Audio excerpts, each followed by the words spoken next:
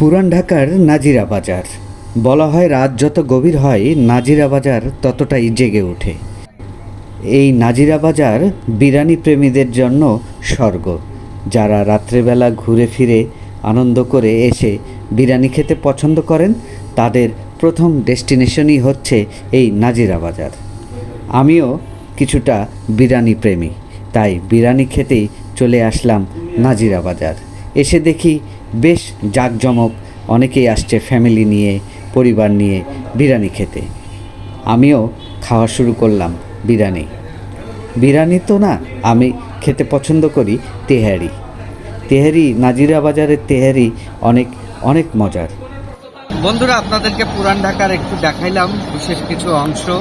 আসলে ঢাকাটা এক রাতের মধ্যে ঘুরে আসলে শেষ করা যাবে না। অনেক মজার মজার জায়গা রয়েছে, স্পট রয়েছে পুরান ঢাকায়। আমরা বিভিন্ন পর্ব আকারে আপনাদেরকে দেখানোর চেষ্টা করব। এখন আমি আছি গুলশান 2 নম্বর সিগনালে। দিনের বেলা আমরা এখানে দেখি ব্যাপক গাড়ির সিগন্যাল থাকে, অনেক গাড়ির জ্যাম লেগে থাকে, বাট এখন একদম ফাঁকা। আপনারা নিশ্চয়ই দেখতে পাচ্ছেন যে একদম আমার পিছনে যে চত্বরটি সেটা একদমই ফাঁকা। হ্যাঁ, হাতে গোনা 2-1টা গাড়ি আসছে যেগুলো যাওয়া আসা করছে।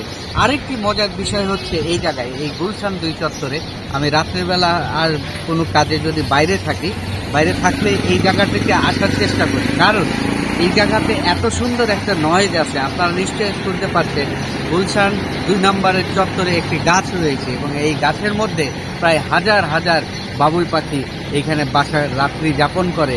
তাদের এটি বাসা।